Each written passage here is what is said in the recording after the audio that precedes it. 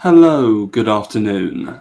Today I bring you a long awaited and delayed discussion on my Reminiscences of East Africa, the autobiographical work of Paul Emil von Lettow-Vorbeck, the Lion of Africa, general and commander of the German colonial forces in East Africa during World War One. For this discussion, I'm very fortunate and lucky to be joined again by Furius Pertinax. So how are you? Yes, indeed. Hello, Hitman, and good evening, everyone that's watching. Indeed, you're quite right to say this has been long delayed and overdue, and it's entirely my fault.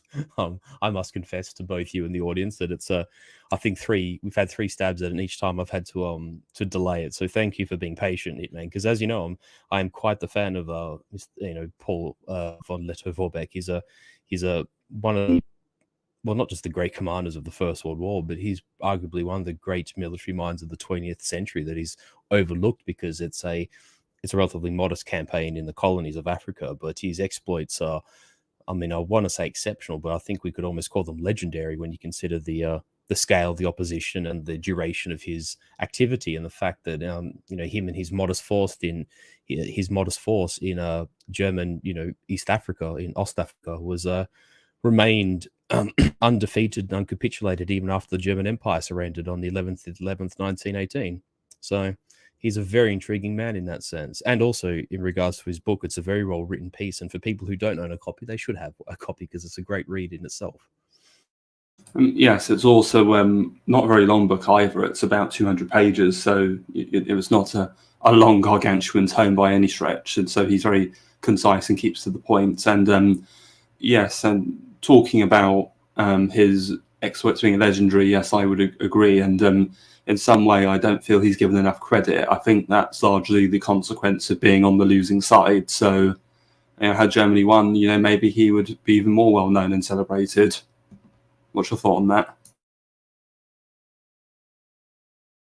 Yes, I'm inclined to entirely agree. I actually have no idea because I've only traveled a little bit of Germany myself, but I do wonder how many, von Lettow-Vorbeckstrasse there are in Germany. And in the event they did win and he was a celebrated general, I wonder if there'd be a few more of them, across Germany. But indeed, and I don't even know if there's even a statue of him, for example. There's across Germany, for instance, if you talk like pre-20th century, there are statues of German heroes going all the way back to Arminius, and AM and I have spoken about that on his channel, and all the way up to individuals such as von Moltke the Elder and von Bismarck. There's statues celebrating them, but once you sort of in the 20th century, there's not much of that in Germany, and you kind of feel that in the event of a different outcome, von Lettow-Vorbeck would be one of the more celebrated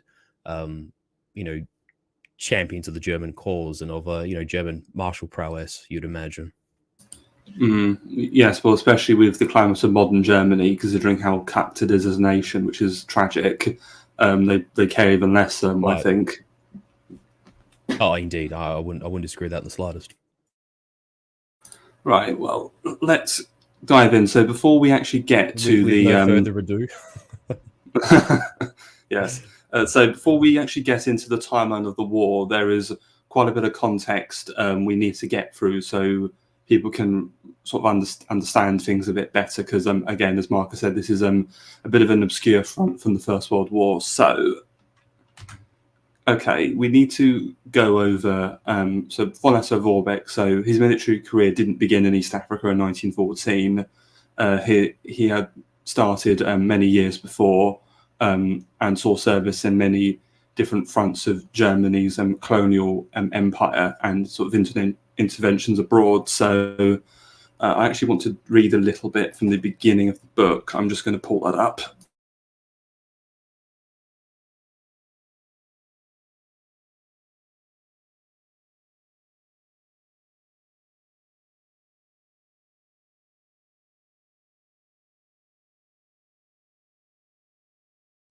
Okay, so it was probably about the time when, as a cadet who had been transplanted at the early age from my home in Pomerania, I was studying Caesar's Gallic War, that the German fatherland was presented by Bismarck with its first colonies. In the year 1899 to 1900, when employed on the general staff, I studied your own colonies as well as many foreign ones. During the Troubles in China, 1900 to 1901, I made the acquaintance both officially and socially of all the contingents engaged with us in East Asia, particularly the English. The Herero and Hottentot Rebellion in Southwest Africa, 1904 to 1906, introduced me to the peculiarities of bush warfare. At that time, I gained abundant personal experience not only of natives, but also of Boers, both on the staff of General von Bertha and as an independent company and detachment commander. The excellent qualities of this Low German race that had for generations made its home on the African veld, commanding my respect, that the Boers would take later a decisive and in a sense tragic part in Anglicising the German part of Africa, I never dreamt.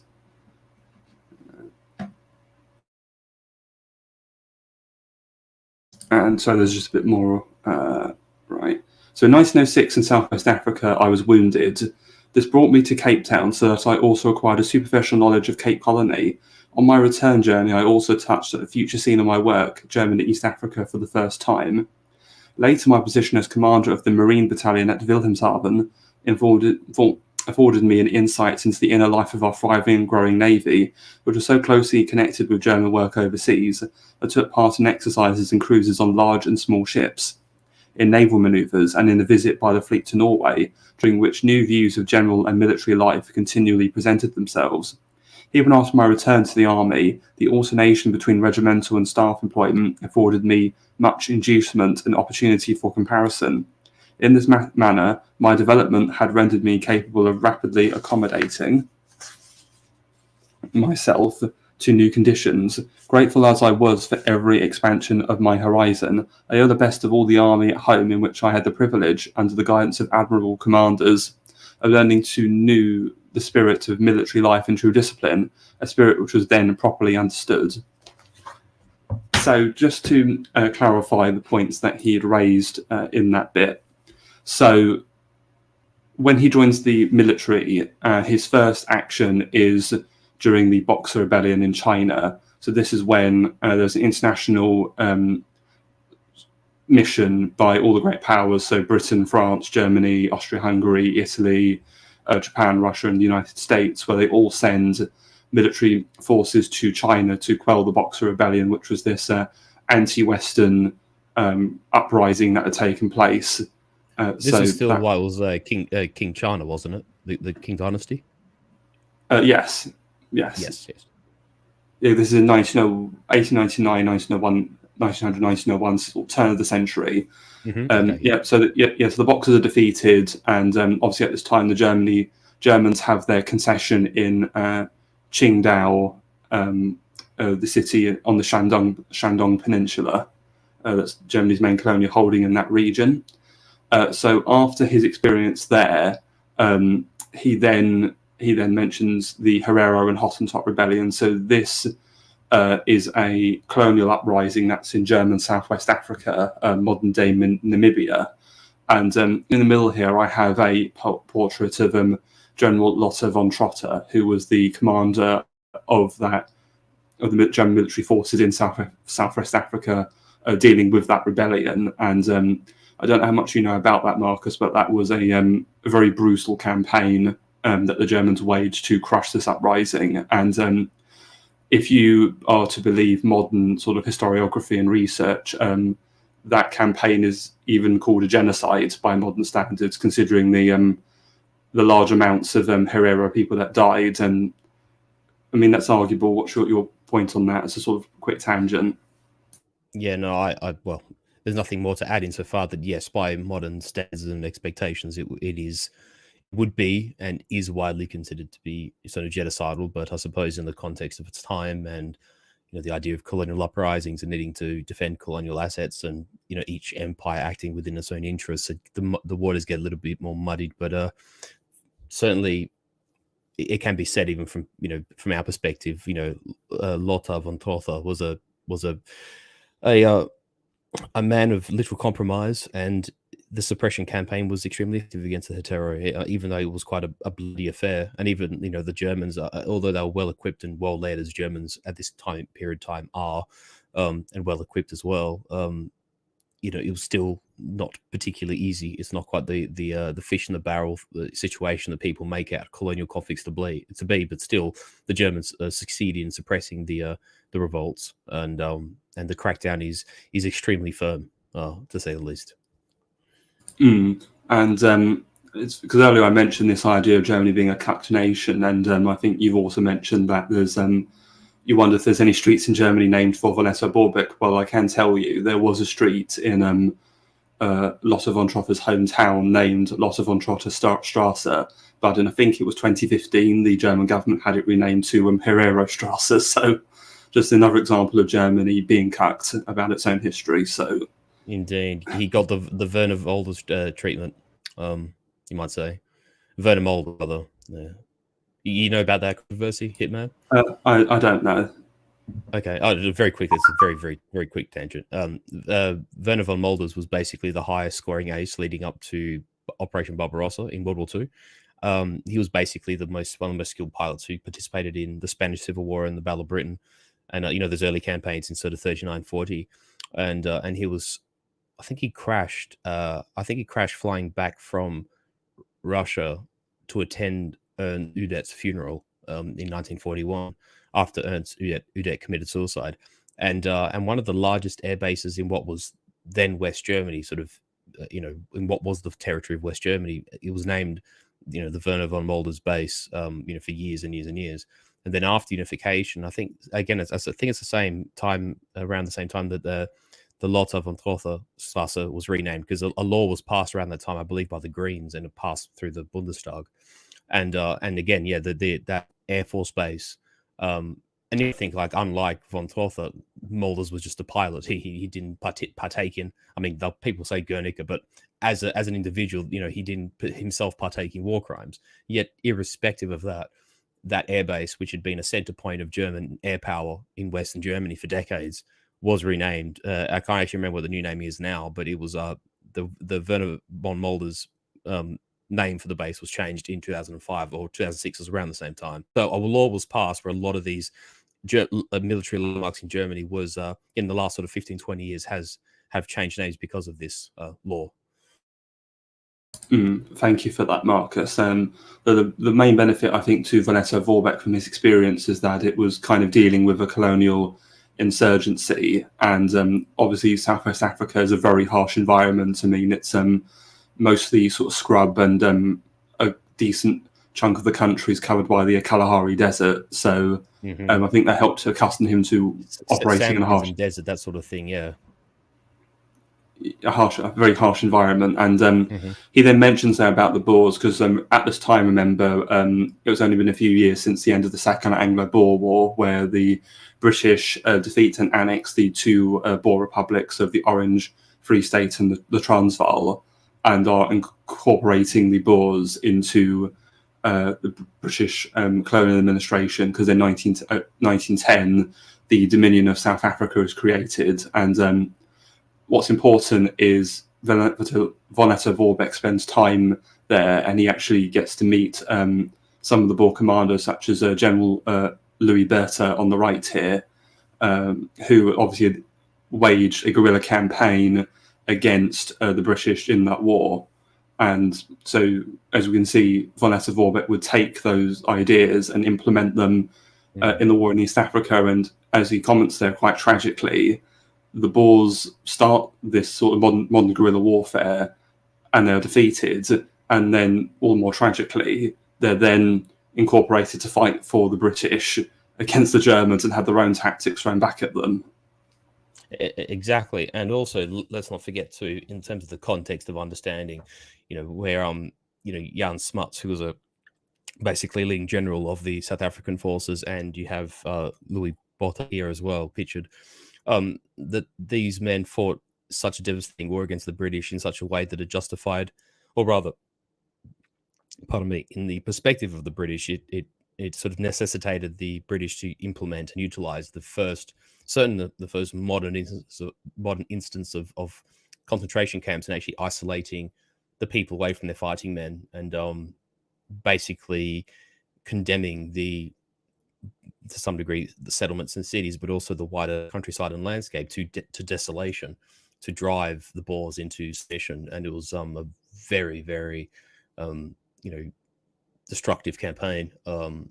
Indeed, the British suffered, as did the Boers, in each in their own way. Insofar that there's a little sort of side story there where the British end up calling upon Australians and New Zealanders to help them fight a bush war they don't understand. So, the British using colonials to fight other, or rather, they're using Anglo-colonials to fight other Anglo-colonials is quite the remarkable situation. But you're quite right. And then it's from this position, or from this point, that once Lettow meets these people and starts to sort of conceive of these ideas, he then implements them to devastating effect in Tanganyika, years later. Right, so that's sort of his military career, and also he mentioned that I think in 1906 he was actually stationed as part of the German Marines, or the Sea Battalion, at Wilhelmshaven, which is Germany's principal dry dock. Is it Kiel, Marcus, where the Wilhelmshaven was? Wilhelmshaven is its own place, but it's I believe it shares because there's a sort of, I think it might be the mouth of the Elbe where Hamburg is, and it's basically like the river sort of branches out into a wide river mouth, and Wilhelmshaven is located in that sort of estuary, whereas Kiel is located further north, much closer to, say, Schleswig-Holstein, and they were major ports, obviously, but Wilhelmshaven, just because of its size and the size of the estuary, was far more conducive, for instance, for the docking of the high sea fleet, the Hochseeflottille.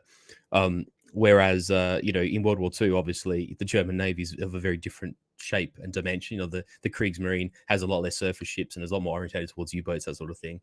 So for them, whether they utilized Wilhelmshaven or Kiel was neither here nor there, but Wilhelmshaven was very suitable for the Germans in the First World War and around the time of the First World War, just because of the size of the German surface fleet, which was second only to the British, come 1912, 1914, which is this time period that we're talking about. Thank you. So he spent some time in the Sea Battalion. Then I think it's not long before World War One. I think it's actually January 1914.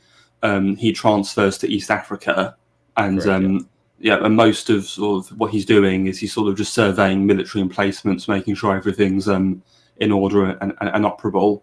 And he's actually out doing one of these inspections when the war breaks out, and he's recalled to Dar es Salaam, which is the sort of the main city of Tanganyika. So before we get to the war, there's more. So you want to say something? Oh no, sorry. What actually, I think you and I might be thinking the same thing. So you go ahead, and if I can, I will. Right, because before we get into the actual timeline, there's more context we need to go over. So as we mentioned, Tanganyika, where the East Africa campaign was fought, was better known as German East Africa. It was one of Germany's colonies they had acquired after the scramble for Africa in the latter 19th century. So as we can see, there are 4 colonies. There is Togoland in West Africa.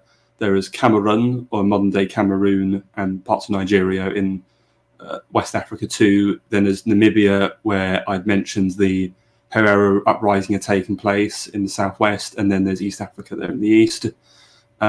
So at the time, or during the war, von Lettow was the main military authority, but the main sort of civilian authority was Heinrich Schnee, who was the colonial governor.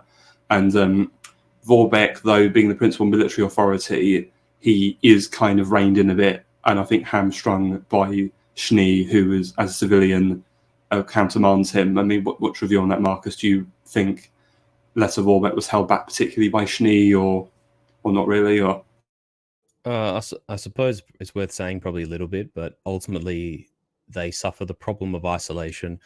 The British can obviously utilize the Suez, the Germans cannot. And even though the Germans' high seas fleet is second only to the British, the fact is that he's second to the British, and you're combining the power of the French fleet. Certainly from the onset of the war, the Germans are in a position where they are, how can I put this? The idea of protecting the colonies is highly fraught, and I think almost irrespective of the skill of the local governance, in this case, Schnee, but wherever you're talking, Southwest Africa, Cameroon, the Qingdao, wherever. The fact of the matter is that the Germans are always going to have a hard time trying to defend everything, which is why, when you sort of read parts of the book, it references that, before the war, there's a bit of a gentleman's agreement between the colonial powers. If a war broke out, it'd only be fought in Europe, and the colonies would sort of remain unmolested. But that obviously very soon, that illusion is destroyed very quickly. Although some good fortune does obviously bless the campaign in German Tanganyika, but still, it's a case of they're cut off from home, they're a long way from home. The enemy has superiority in manpower, supplies, numbers, proximity, has supremacy at sea as well, supremacy of supply, and Vorbeck has to fight in a very dynamic and intelligent way, which he does, and much of the book reveals that, even though it's obviously a self-composed work of Lettow von Vorbeck's, it still elucidates, and it rings true to even Allied accounts of what occurred, that he had to sort of fight in a very specific way to try and how can I put this, elongate his odds as much as possible, if not to be able to protect the colony outright, than to keep his force in the field, which he obviously successfully does in hindsight. Just 2 quick points, if I may, Hitman, before we sort of get into the meat and potatoes of things. Yeah. I mentioned about Wilhelmshaven being at the mouth of the Elbe. I was incorrect. It's actually the mouth of the Weser River. And the bay they're talking about is called the, it's in German, they call it the Jadebusen, but it's the Jade Bight. And to the west side of that bight is where Wilhelmshaven is. And then on the opposite side of the bight, which is then strictly the mouth of the Weser River, is Bremerhaven. And then I believe Hamburg is sort of further downstream, which I think is actually on the Elbe, if memory serves me correct. But the way of the local geography and the lay of the landscape and the seascape of those port cities make it very conducive to docking the high sea fleet, which is the point I was trying to make at the beginning. So between Bremerhaven and Wilhelmshaven, they were very good locations, in order to for the German Navy to utilize. And also, it would have made sense that if a large portion of the German Navy had docked at these places, then the German equivalent of the Marines would also be barracked there, so to speak.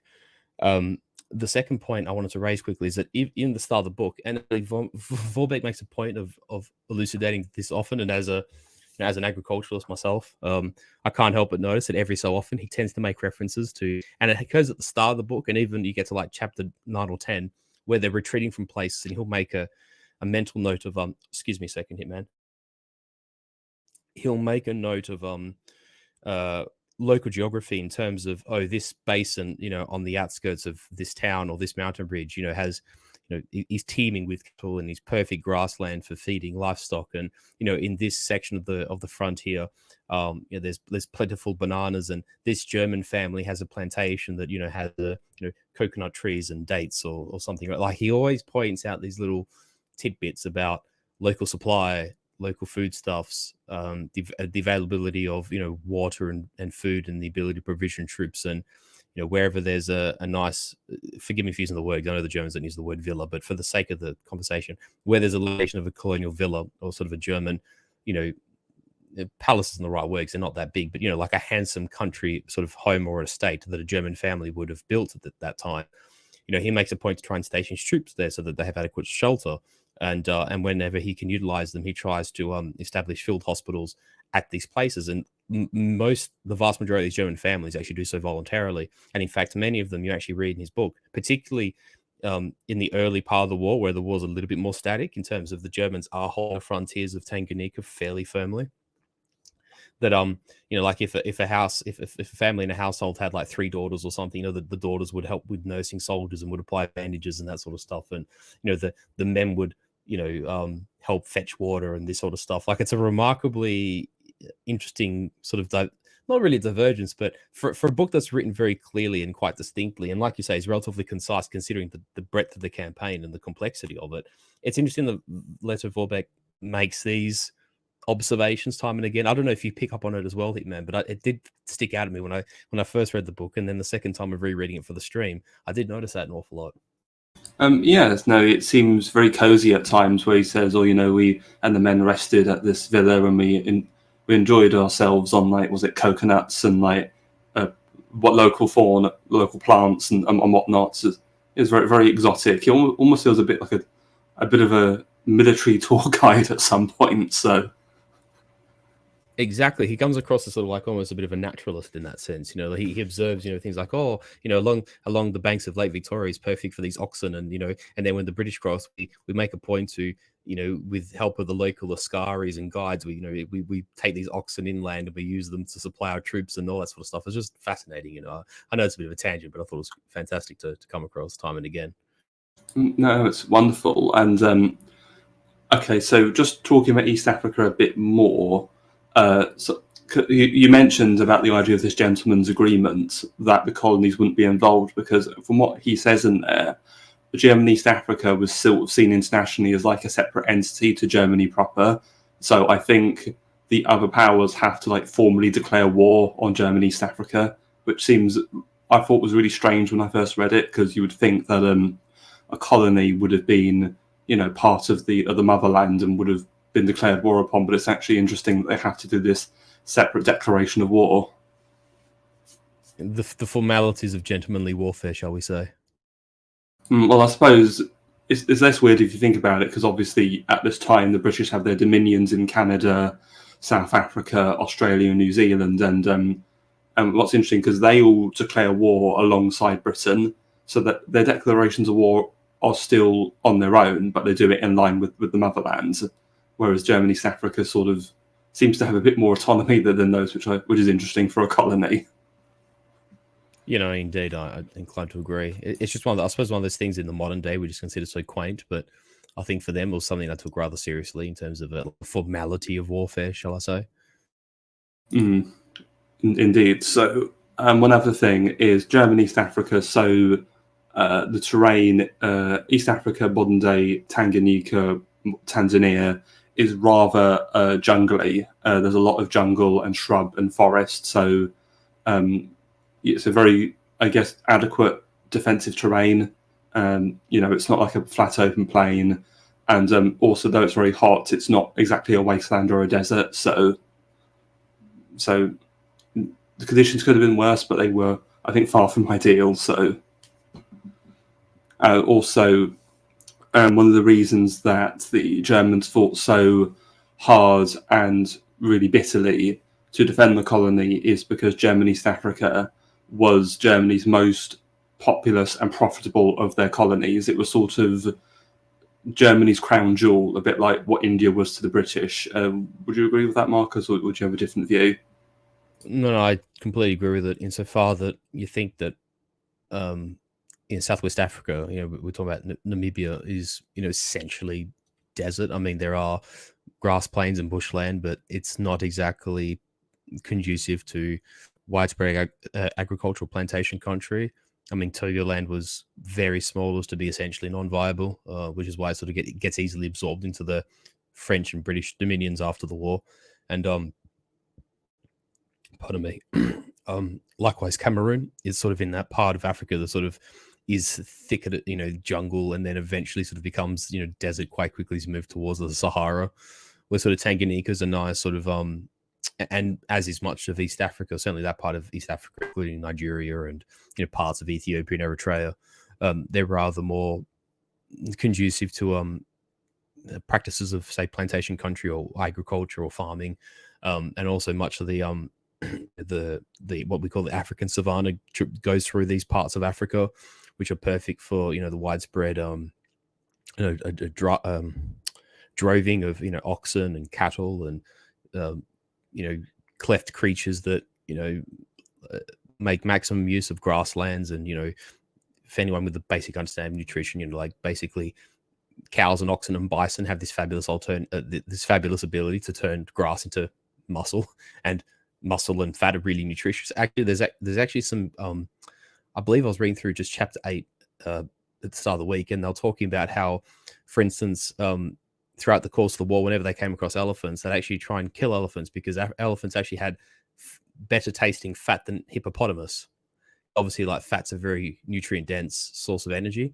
So for them, you know, in a position where they actually had to survive and they actually had to think about where they'd get their next meal from or where they'd derive their provisions, that actually, you know, attempt to trial to see whether hippos would be worth killing or elephants would be worth killing. And I mean, I know that kind of would offend the sensibilities of modern people in our present day, but I mean, in the end, in the context of warfare and survival, a person does what they have to. But it's just again interesting that Valenta Vorbeck goes on these sort of tangents of writing that in the midst of a skirmish, say on the foothills of Kilimanjaro, right? He'll then sort of talk about, oh yes, by the way, we managed to kill like 3 elephants and we utilized their fat and it was tastier than the hippo fat or something like that. It's just interesting, for less of a better word. Yes, and if I recall as well, it's a bit cliche, but I seem to recall him saying that elephant tasted like chicken, which is a bit of a meme at this point. Every time you try something exotic, it always tastes like chicken, apparently.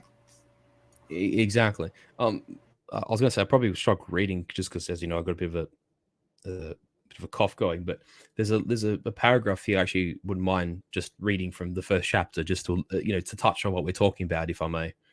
Sure, go for it. Sure. So this is actually from page 19, so it's quite early in the book.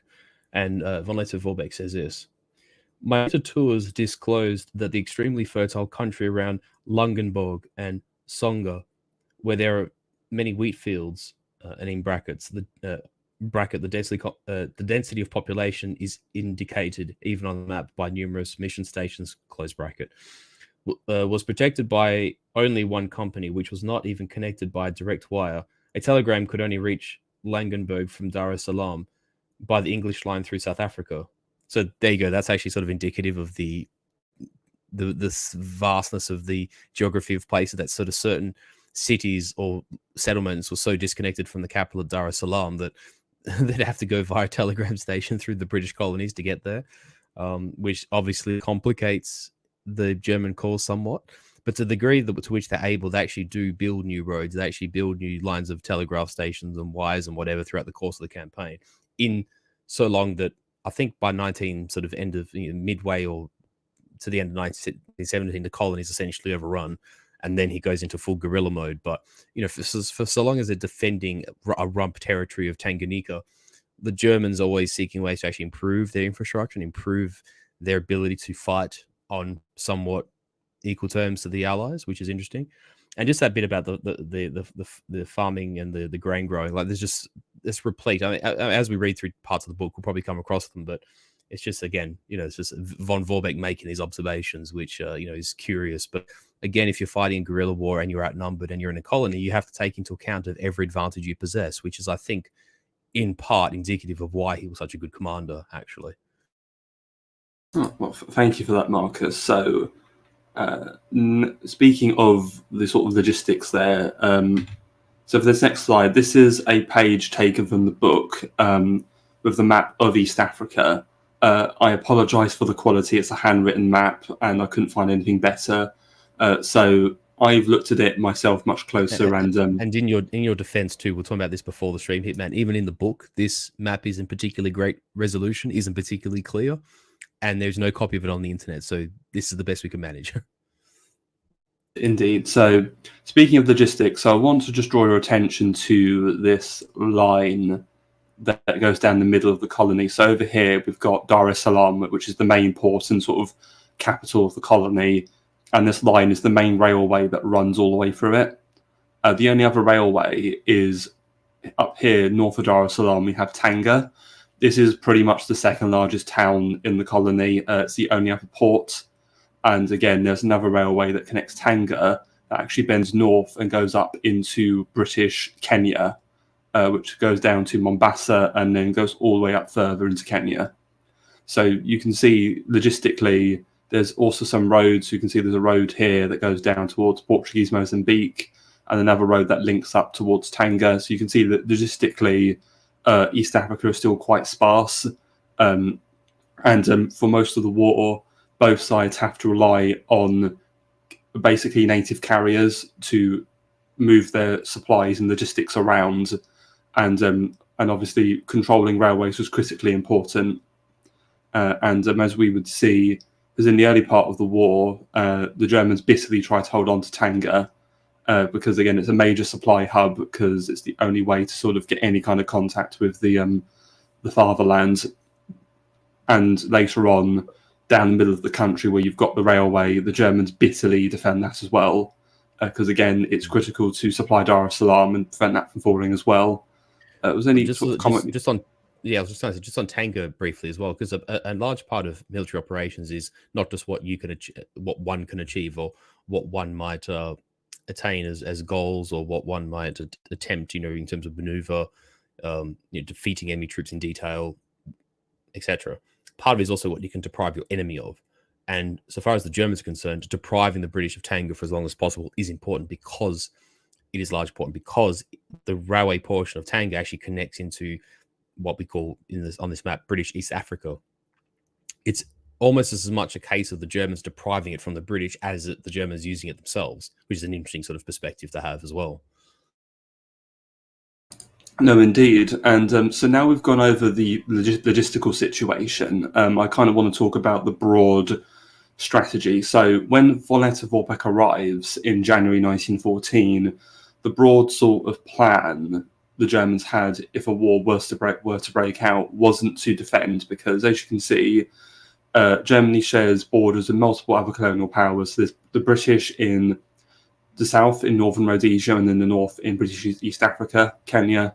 There's the Portuguese in the south as well, from Mozambique, and then there are the Belgians to the west in the Congo. So they're surrounded on all sides. So the belief was a defensive war would be suicidal, because they would just be pushed in and crushed through overwhelming force. So the plan was to essentially mass all the German troops into one army and try to engage the enemy in one grand decisive battle to destroy them, which I think is very much in keeping with German military thinking at this time, because if we look at other parts of World War One, you see this in the sort of the Western Front, where the Schlieffen Plan, where they try and throw the bulk of their army to knock out France early. You also, again, see it later when there's a pivot to the east. You have the Battle of Tannenberg, where they absolutely destroy two whole Russian armies. I mean, would you agree with that, Marcus, or do you have a different point of view? No, more or less that. I'd not necessarily say massing into one army, but I think what can be said is that there was sort of, the way I sort of interpret it is, the sort of forces were sort of echeloned around the perimeter, and then sort of concentrations of troops would sit behind it, almost sort of in a sense, almost a bit like an echoing of the sort of the fire brigade tactics we see implemented on the Eastern Front under Manstein in World War II. Obviously, this is entirely on foot and in a very, very lesser scale, very much a lesser scale, because you sort of see that when Vorbeck writes, he's sort of writing at the highest level. He writes at the levels of brigades, which he usually applies to the British. And then in terms of himself, he's usually writing at like the regimental company level. And that's the level by which he's moving troops around at any given time, because he does, actually just forget where it was in the book. He does more or less elucidate to the fact that beyond the company level, or in terms of, I'll move 2 or 3 companies, to this place or to that place, much more than that would overstrain, firstly, the troops, because it is just it's a part of sort of military operations. It's sort of a very well understood sort of fundamental of maneuver warfare, is that the more troops you have, the more cumbersome the force is, the longer it takes to get anywhere from A to B.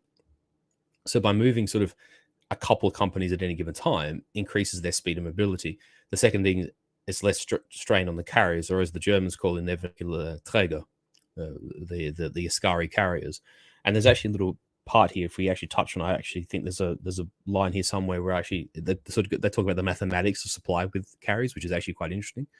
But again, much more than a couple of companies, and that force requires so many carriers that then they need extra food and provisions for those extra carriers, which means that it slows down the maneuver, and sort of it's this sort of diminishing returns, notion that is a fundamental part of fighting in this part of the world. And von Lettow-Vorbeck knows this. He actually understands this extremely well. He understands this better than any of the Allied commanders, who, though they have advantages in terms of motor vehicles and trains, and by having command of the sea, they have more options in terms of overcoming supply constraints. This is exactly why von Lettow fights in this way and he deploys his troops in this way and he moves them in this way is it's basically dictated by speed of maneuver and also strain on logistics and strain on the carriers, which, you know, it's until I read this book, I didn't quite realize this to this dimension, but it's actually a really interesting point. And if I may, Hitman, I might touch on that. It's only half a paragraph about the carriers, if you'd like me to do so. Sure, yeah. There's actually another bit I want to read as well once you're done, so... Actually, maybe... Oh, God, I've just lost the page. Oh, no, hang on, I found it. Okay, no, okay. Sorry, here we go. Oh, no, I didn't. Sorry. No, sorry, you read your excerpt and I'll see if I can find mine. I thought I had it labeled, but I've just missed it. So I'll go mute and you read out your excerpt and then I'll try and find this one. Yeah, because I'm all ready with mine. So, okay. So the question which immediately forced itself upon us was whether in the now obviously imminent universal war in which England would almost certainly join, the colony would remain neutral or not. As I have already explained, I considered it to be our military object to detain enemy, that is English forces, if it could by any means be accomplished. This, however, was impossible if we remained neutral. In that case, the situation would be that we, who did not command the sea, would have to remain inactive with a force which, although small at the moment, had behind it a loyal, very efficient population of 8 millions suitable for military service. England, on the other hand, would have no need to employ a single man in East Africa on our account. It would be able to take away the very fit last askari, after also providing for internal security. For employment in other theatres more important than East Africa, it would therefore obviously have been an advantage for England if any agreement had existed which condemned us to neutrality. But this was not the case. The Congo Act, which deals with the equatorial territories, only says that in the case of conflict between two of the powers concerned, a third power may offer its goods services as a mediator. But as far as I know, this step was not taken by any power. We were therefore not obliged to restrict our operations out of regard for any agreement. From a military point of view, it was a disadvantage not for us, but for England, if war occurred in East Africa. The fact that we were not obliged to remain neutral enabled us to make us of our favourable coast a base and refuge for the German cruiser operations in the Indian Ocean.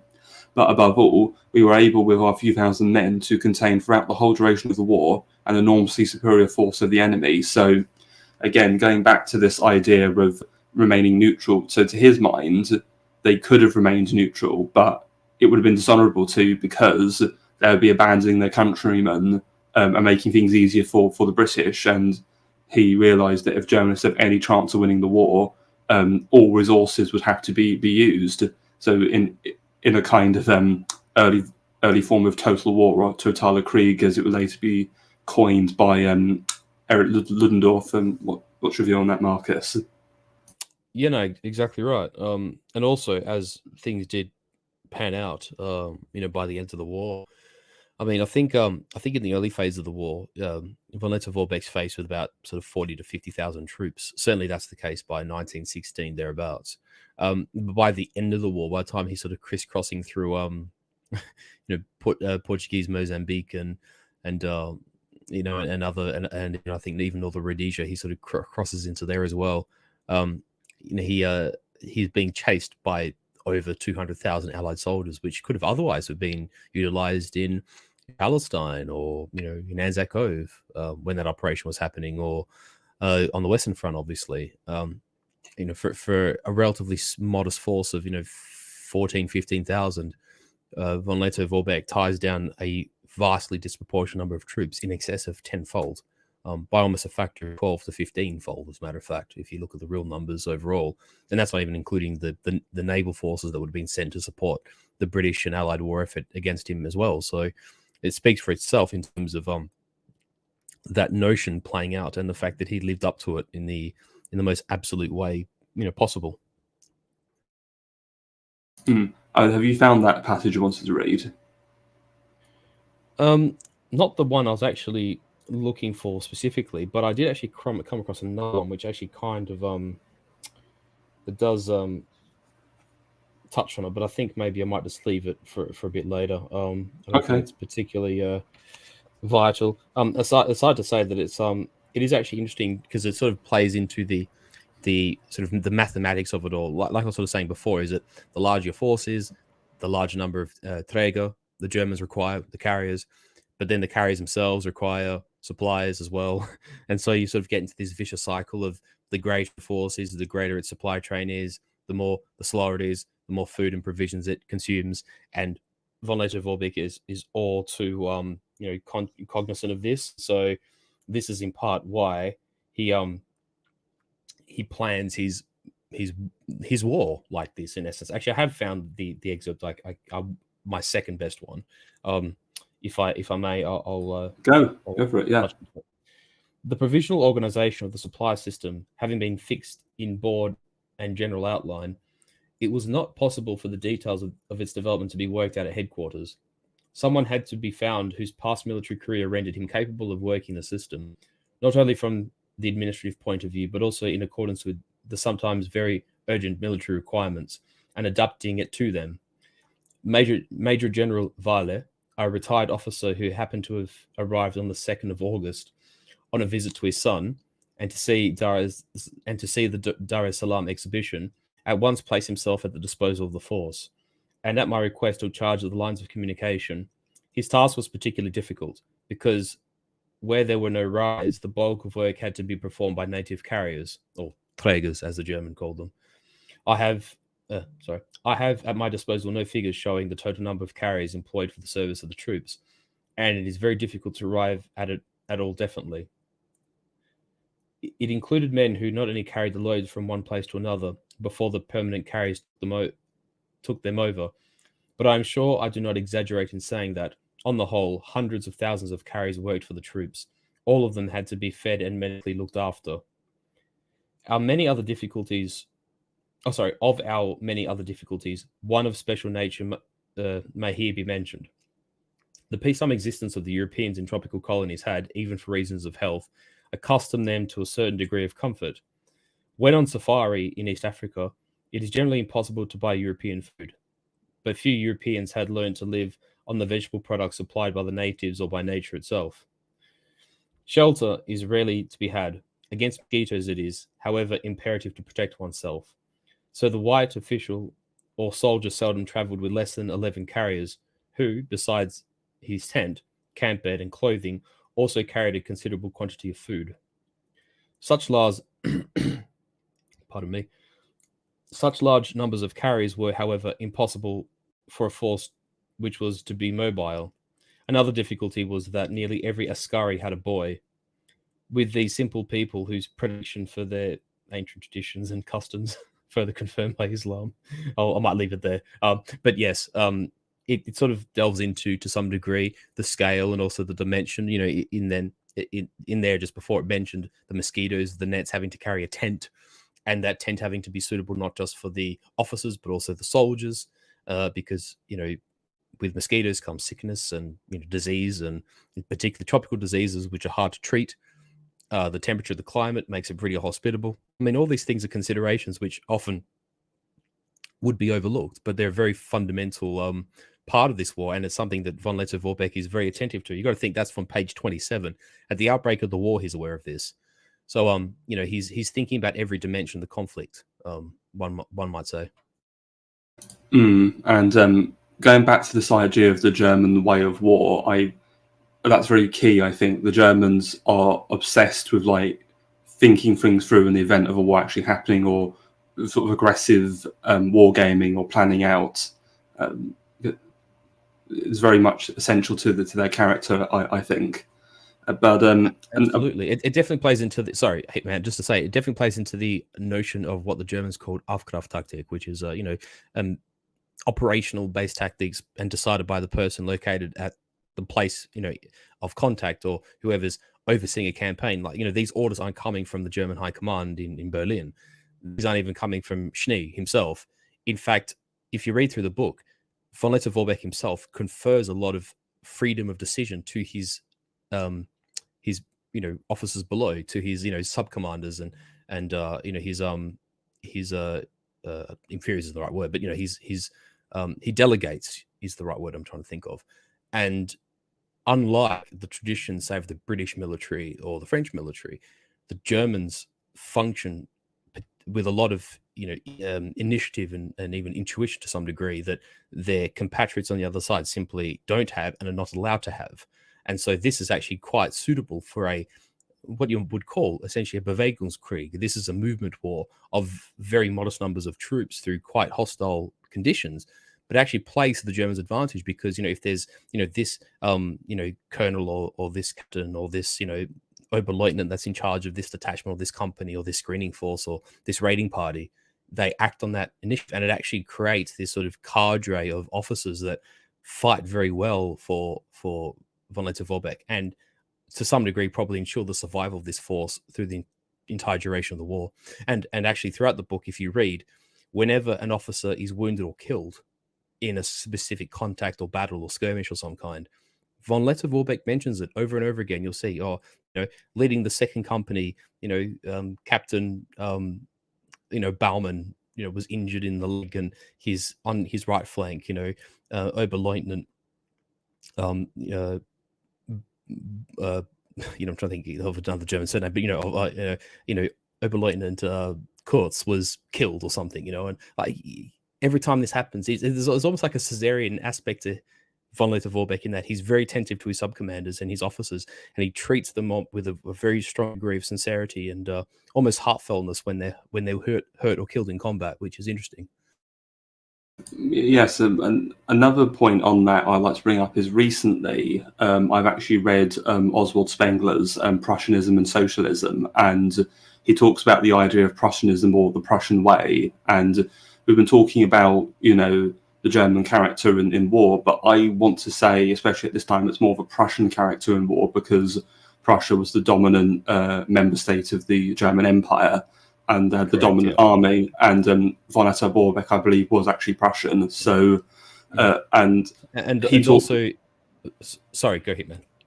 Yeah, and so because Spengler's talking about, because in Prussianism and Socialism, he compares the Prussian way or German way to the British way, and he's sort of talking about how the Prussians, where the English have class, the Prussians have rank, and so though Prussia outwardly appears more hierarchical, we can say there's actually a greater sense of social cohesion because there is a noblesse oblige there, and there's an expectation everybody has their place in the order and will do their duty. And I think you see this bleed through into their military structure. So though they're all, German militarism and authoritarianism, but actually there is a competence there and trusting that your subordinates or superiors know what they're doing and just letting them get on with it. Actually, that's the word I was looking for, subordinates, when I had my brain fade before. Thank you, man. The other thing I wanted to mention too is if you look at, you're quite right about that observation, that distinction between a German character and a Prussian character, although there is much overlap. For instance, if you look at World War II, Owen Rommel was obviously a Southerner. I believe he was from Baden-Württemberg. Yes, but embodied Catholic as well. And Catholic, exactly, who fought on the Alpine front in World War I, obviously, as many of us know. But he did embody that, very much that sort of Prussian way of fighting, although he did it with his own panache, you might say. But about that distinction you make, it's very true. It's worth mentioning that in the aftermath of the Napoleonic Wars and the destruction, or rather the evisceration of the Prussian army in the early 1800s, at Ulm, Jena, Austerlitz, where Napoleon just completely, smashed the Prussian army to bits. The reforms of the army were of a Prussian nature, not a German nature. These reforms, which were, conducted by Scharnhorst and, oh God, I'm going blank here, man. Is it Gneisenau, I believe? Yeah, Gneisenau, thank you. Yeah, I was going to say like the author of Vom Krieg. And it's these generals who reconfigure and completely reorient the Prussian military. They emphasize its already existing strengths, but then they paper over these deficiencies that had existed in the Prussian military before. And it's these reforms and then the successes of the Prussian Empire or the Prussian Kingdom throughout the 1800s, the war against Austria in 1866 and the Franco-Prussian War in 1871. There's this continual learning process and evolution of the Prussian military that obviously becomes the German military after 1871, after the unification of the German states. But you're quite right, Hitman, is saying that this is fundamentally a Prussian way of fighting and a Prussian military culture rather than specifically a German one. It probably becomes a German one in World War II, but in World War I, it could still be defined as the Prussian one more so than a German one. Indeed, and one other point I want to go over, because where you mentioned about the carriers, again, these carriers are African natives being employed into the support service. So what's really important is, despite all the various colonial powers and their colonies, and all of them did use African soldiers or workers, none of the Africans, from my understanding, were particularly loyal to their respective overlords. They were loyal to whoever they saw was the strongest. So there was importance to be seen as military successful or victorious in order to make sure the Africans stayed loyal, which is critical Indeed. in that part of the world when they're the bulk of the population. An admiration of strength, so to speak. Sorry, just the other name I couldn't think of, because I mentioned the author of Von Krieg, von Clausewitz. Sorry. Yeah, Clausewitz. Yes. How can I not mention Clausewitz? Jesus. But yeah, you're quite right about the carriers, and it was true of the askari as well. They very much followed like this idea of strength, and they admired strength and victory and on the battlefield, and also the fact that there's this idea of, I mean, let's be frank here, European people, broadly speaking, especially this time, did have a perspective on outsiders and other cultures, right? And obviously true of Africans. But even though this was... Sorry to interrupt, but before we go a full bore onto the askari, there's one other point I want to make about strategy before we move on to the... Okay, well, it just touches on your point, which is to say that, you know, irrespective of that, the Germans probably had a more cognizant idea of what you mentioned about, that the askari will follow strength, they will follow success on the battlefield, but also how we treat the askari and the natives will reflect their loyalty to us. And what you actually do see in von Lettow-Vorbeck's writing is that decisions he makes, you know, it's not just, oh, my forces and my officers and everybody else, you know, is of no consideration.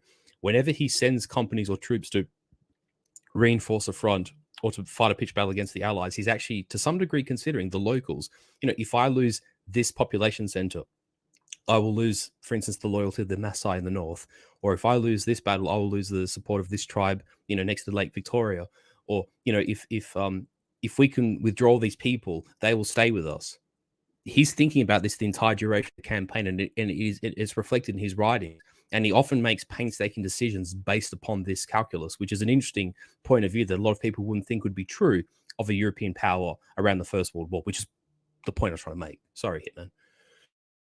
No, that's okay. And yes, one other point I want to do over strategy. So we've mostly talked about the German or Prussian way of fighting the war in East Africa, but I want to quickly talk about the British, or shall we say, Entente strategy. So very quickly, so the German side is pretty much just German officers and African soldiers, the askari. On the British side, it's a lot more complicated. It's essentially, again, you've got British officers and our African askari on the British side, but later in the war, they start to bring in other forces from the British Empire as well as other Entente powers. So in 1916, the Portuguese come in with their own African troops. The Belgians obviously are in there early on as well with the Force Publique, the Belgian colonial force. But with the British, they bring in the South Africans, as I mentioned before.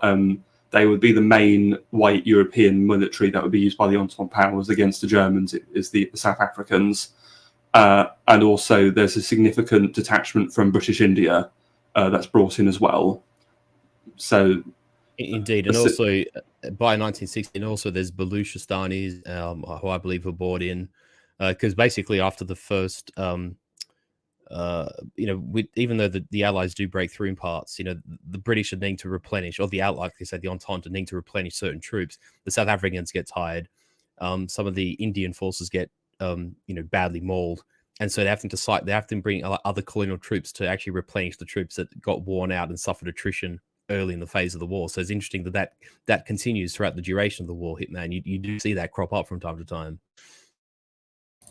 Yes, and essentially from my understanding, Marcus, is the Entente strategy was well, we outnumber the Germans, let's just try to overwhelm them with our superior numbers. So that may sound crude, but from my understanding, that's essentially what their plan was. I mean, do you agree or disagree? Yeah. Yeah, there's no contention of that. And also, I think it was a case of, I know this is sort of me on a tangent thinking of a historical equivalent, but it's sort of in some ways almost comparable to like the Gallic response to Caesar at Alesia, insofar that they're trying to attempt these concentric attacks, but they're never actually coordinated. You know, it's a case of the British will push down from, from Kenya, and from the north, from British East Africa, and then there'll be a Belgian force that sort of tries a reconnaissancing force, through the Congo jungle, and then the British will try another attack just north of just south of, or rather between these two lakes, as you see on these maps here, where North Rhodesia is. They'll push there, and then they'll attempt like an attack over the water across the lake, and these attacks are kind of sporadic. There's not really a lot of coordination, which actually permits von Lettow to actually send, companies at a time, basically like a fire brigade to, reinforce this front or reinforce that front, or, put a company on this hill and, maintain a strategic reserve, which is actually sort of how he fights through most of 1914 to 1915. It's really from 1916 onwards that the Allies really start to sort of fight in a slightly more intelligent fashion, shall I say? Mm-hmm.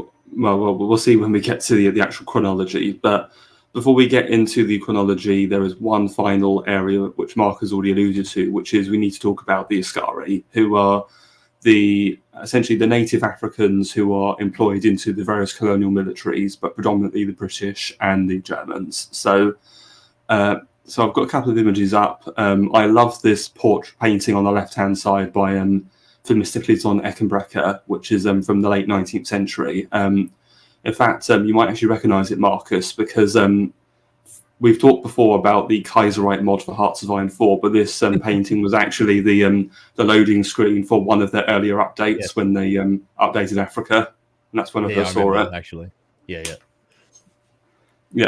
it's a great painting. And on the right, that's a photo taken early in the war, showing off what these askari companies were named, the Schutztruppe.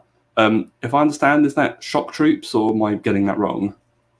No, the German word for shock is Stross, as in Strosstruppe.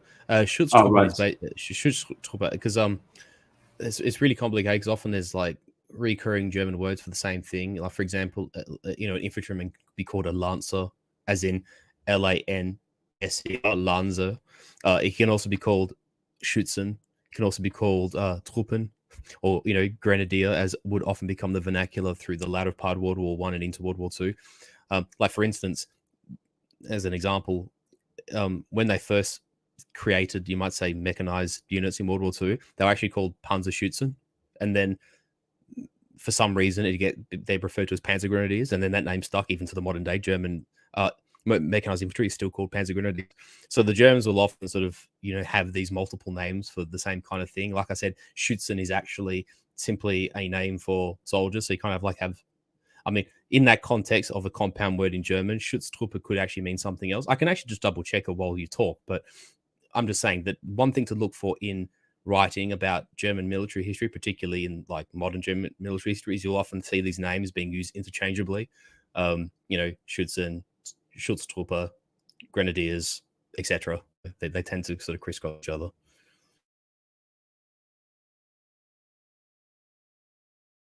Right, yes, because with the askari, there's a couple of segments I want to read. So here's this first one. So at Arusha, the first inspection of a company of askari was held. The spirit and discipline of the black unit revealed the admirable education that they had received at the hands of my predecessor, Colonel Freiherr von Schlons. But in accordance with the hitherto accepted principles of their employment, their training for fighting against an enemy with modern armament had been developed to a lesser degree. Like the majority of the askari companies, this company was still armed with the old 1871 pattern rifle using smoky powder. The opinion was widely held that for black troops this was more suitable than the modern rifle with smokeless powder, for they had hitherto never been employed against an opponent with modern armament, but only in native warfare. where the larger caliber is an advantage, while the disadvantage of smoke is of no consequence. After the outbreak of war, indeed, the enthusiastic supporters of the 1871 rifle changed their minds. Against an enemy provided with modern smokeless equipment, the smoky rifle was, not only at the long ranges obtaining in the open plain, but also in bushfighting, where the combatants are often but a few paces apart, decidedly inferior. The man using smokeless powder remains invisible, while the cloud of smoke betrays the enemy with rapidity and certainty, not only to the sharp eye of the native askari, but even to the European accustomed to office work. Thus, at the beginning of the war, the greatest reward which could be earned by an askari was to give him a modern captured rifle in place of his old smoky one. In distributing the force... Yeah? Oh, no, keep going. I'll come in at the end, sorry. Okay. In distributing the force by companies throughout the country, it had been necessary to accept the disadvantage that in many cases it was impossible to employ them in large formations or to train the senior officers in this respect. It was evident that in war, the movement and leading in battle of forces greater than the company would be intended with great difficulty and friction. According to my view, the force had the double duty of preparing to meet an enemy from outside with modern armament, as well as a native enemy within our borders. Their training for battle had therefore to take account of two distinct sets of conditions. The exercises in native warfare presented a spectacle which differed widely from our European inspections. At Arusha, on this occasion, the company marched through thick bush, the Pori, and was in native fashion surprised on the march. The enemy was represented by Meru warriors who, arrayed in full war dress with spears and headdress of ostrich feathers, remained concealed, and then at only a few paces distant fell upon the safari the column of rout with loud war cries. A fight at such close quarters, like the one in which the Zalewski's expedition had been overwhelmed in 1891 at Iringa, is decided at short range and in very few minutes. The troops quickly rally around their leaders and rush the enemy. In accordance with this whole character of native warfare, careful and thorough musketry training in the modern sense had hitherto been unnecessary. It was indeed at a pretty low level, and it may interest the soldier to hear that in some companies the average at 200 yards standing without rest barely attained ring 3, and that only a few companies got beyond ring 5. Neither did the nature of native warfare provide a sufficient inducement for thorough training with the machine gun. Fortunately, however, I soon discovered among all Europeans of the force a complete understanding of the importance of this arm, in particular in modern battle. In spite of this not particularly high standard of training, the results of field firing, even at long ranges, were not unsatisfactory. And in this, the askari profited in a high degree by the sharp eyesight, which enabled him to observe his fire and correct his aim accordingly. Because that's the end of the passage. What did you want to come in with? Yeah, no, that's perfectly good. Just one thing that occurred to me is I believe one of the first, it is in 1914. I'm fairly certain is the British, if I'm not mistaken, attempt like a surprise landing. It's either at Dar es Salaam or Tanga. I can't actually remember which place, but or somewhere on the coast, somewhere of importance along the coast. And the British actually fail in this landing, and it's actually an instance where von Lettow comes across a large number of captured modern patent rifles, which basically means that he can almost outfit the larger part of his askari troops with, I think they captured something order of like, a couple of thousand rifles, which is automatically this massive boon for the German forces in East Africa, because where they would have had these older patent guns that weren't smokeless, which for reasons you've outlined and elucidated in that excerpt, are a disadvantage for troops in a sort of one-to-one battle. This is sort of a happy accident for von Lettow. So rather than having to rely on skinny suppliers and this ability of the German industry to try and supply the troops and equip them with modern rifles when there's these, shall I say, far more pressing concerns for the Germans in Russia and in France, the fact that he's able to utilize this cache of captured Allied weapons almost from the outset of the war is very useful to him. Yes, in fact, if I recall later on throughout the war, he keeps them coming across like the mother load of like Allied ammunition, which just keeps his army firing and going. Yeah, exactly right. Yeah, I'm just trying to see which engagement it was. I'm just going to have a quick look, but yeah, exactly. And well, there's another reading I want to do where he talks about the sort of the condition and the numbers of troops at the beginning. So, at the outbreak of war, The protective force consisted of 216 Europeans, from whom a part must be deducted as on leave, and 2,540 askari. There were, further in the police force, 45 Europeans and 2,154 askari. These were later increased by the ship's company of the Königsberg, which had put to sea, 322 men, and of the move, 102 men. The total numbers enrolled in the force during the war were about 3,000 Europeans and 11,000 askari. These figures include all non-combatants, such as those employed on police duty, medical personnel, supply and maintenance services, etc. How many milliards it cost to try and crush our diminutive force, the English themselves, will presumably someday tell us. We, on the other hand, could probably have continued the war for years to come. For the hostile strengths, no authentic figures are at my disposal. I quote from the statements of English officers and press reports, and they must bear the responsibility for them. According to them, over 130 generals took the field against us. The total strength of the hostile troops was about 300,000. The losses in European and Indian dead amounted to 20,000 horses and mules, 140,000. These numbers, especially those of the general officers, seem even to me rather exaggerated. I can therefore only repeat that they had taken from English sources. In any event, however, their losses were very considerable, and considering that the number of black soldiers who were killed or died is not given, the total number of enemy dead can hardly be under 60,000. So, at a conservative estimate, the Germans inflicted casualties on the Entente 4 times of the total size of their own military, which is pretty staggering. It is indeed, and it does sort of reflect onto the kind of general that von Lettow-Vorbeck is, the quality of his officers, B, C, to their credit, the credit of the askari themselves, and then also the manner in which they choose to fight. You do see that there are sometimes battles where von Lettow-Vorbeck makes the call to not defend a particular place because it would overextend his line, or he wouldn't have enough strategic reserves to sort of counterattack or to reinforce a line, so he pulls back. He never attempts to defend something he can't. But in all other instances, he actually makes attempts to utilize territory and deployment to its maximum sort of efficaciousness or effectiveness, and oftentimes, and again, you sort of see this in German military doctrine. Well, definitely throughout World War One and especially through World War Two, where the Germans will say give up ground temporarily or relent on a position.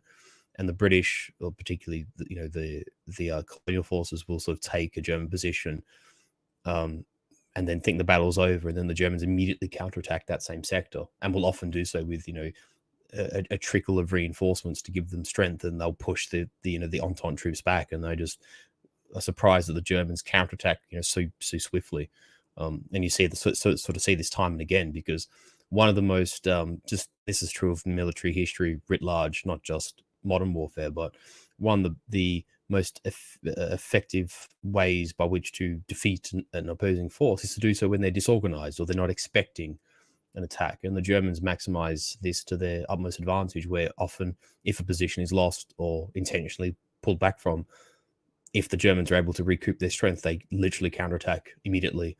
And this happens quite often, particularly in these early campaigns of 1914, 1915, where they hold very good defensive positions, and von Lettow-Vorbeck has more reserves on hand, and also the balance of power is less exaggerated than compared to later in the war, where the Allies pour serious numbers into East Africa, whereas, like we mentioned at the top of the stream, 1914, 1915, he's facing 40, 50,000, maybe 60,000 Allied troops, but this scales up dramatically from 1916, 17 onwards. Indeed, and just a couple other points about the askari. So Vorbeck has mentioned already that they have very sharp eyesight, which is important for accuracy. But another benefit is the askari are much better adapted to the climate of East Africa, and also, especially with regards to malaria, they're much more resistant to the mosquitoes, which are a bane of the Europeans who have to fight in this region. And you've also mentioned how the Germans kind of had a solidarity or a comradeship with the askari, which is true, and there's actually another reading I want to make on that front. So The feeling of comradeship which our askari had for us Germans, and which was tremendously developed by the numerous expeditions undertaken together, led on this occasion to a curious incident. After climbing Kassigau Mountain by night among rocks and thorn bushes, an askari noticed that Lieutenant von Ruckterschell was bleeding from a scratch on his face. He at once took the sock, which he had probably not changed for 6 days, and wiped the Buwana lieutenant's face with it, anticipating the somewhat surprised question with the remark, "That is the custom of war. One only does it to one's friends." So again, they're in this very friendly demeanor towards each other, but also we could perhaps come at it from, again, I mentioned before, the Germans or Prussians have this idea of rank and hierarchy. We could probably see this bleeding into a racial division as well. The askari perhaps are looking up to their sort of white overlords in a sort of in a positive way. I mean, what's your thoughts on that?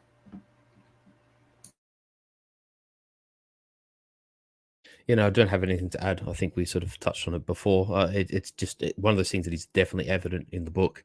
And I think consequently the German attitude towards the askari, which, like I said before, a lot of modern people would take connection with the dynamic between the Europeans and Africans at this point in time in history. It's just a fact of history from this point in time.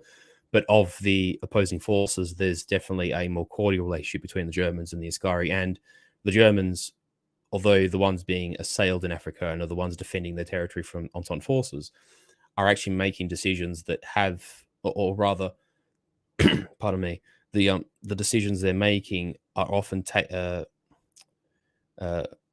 they will take into account the necessities of the people on the ground, if that makes sense. They take into account like the dynamics of a tribe in a given area, or if they've got units that are deployed to a specific part of the front, how does it impact their families, and do they retreat with the cattle and the tribes people, and a lot of this sort of tends to happen throughout the course of the book, whereas they're probably considerations that the British and the Allies are less inclined to entertain, if that makes sense. Certainly, but also from points Vorbeck raises, the Entente would actually come to very much respect the askari as well, and there's another small reading. So, but our askari also earns the respect of the enemy by their bravery in action and their humane conduct. On the 10th of March, the English Lieutenant Barrett was severely wounded and fell into our hands. Owing to false accounts, he thought his last moment had come, and was surprised when our askari, who had no European with them, tied him up as well as they could and carried him to a doctor. In his astonishment, he remarked, "Why, your askari are gentlemen."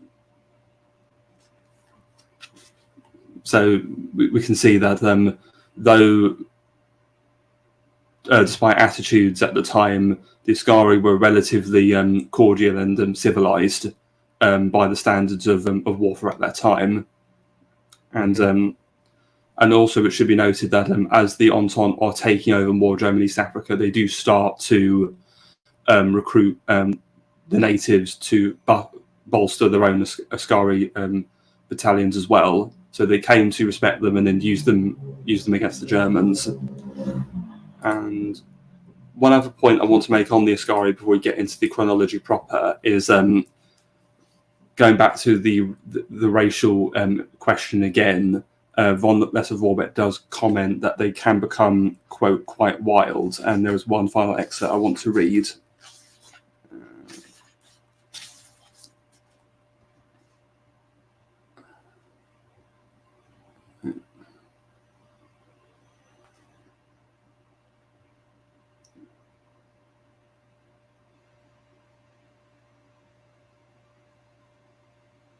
Sorry, just trying to find it. Actually, while you find the excerpt, I can touch on to something as well, just while we got this picture still up. Sure. I just actually had a look. The definition for Schutztruppe in this regard actually means protection force, which I find kind of interesting because the German phraseology or the German term for force is usually Wehr, as in Wehrmacht, in the defense force. So it's kind of interesting that Schutztruppe does translate to that. But again, that's just the peculiarity of German terminology, particularly military terminology. There tends to be a lot of crossover between words, like I mentioned before. So just for the sake of defining that word, that is what Schutztruppe means in that context. Well, thank you for looking at that, Marcus, and I found the passage. So, okay, Wonderful. so this is from an engagement relatively late into the war. So, from all sides, they charged the enemy, who was badly shaken by the concentrated fire. Scarcely more than 200 of the enemy force, about 1,000 strong, can have survived.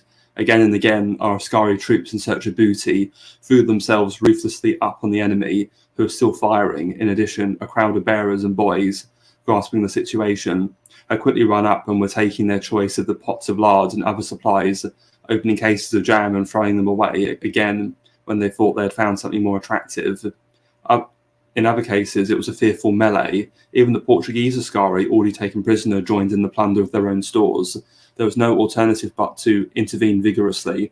I became very eloquent, and to make an example, dashed at least 7 times at one bearer I knew, but each time he got away and immediately joined in the looting somewhere else. At last, I succeeded in restoring discipline.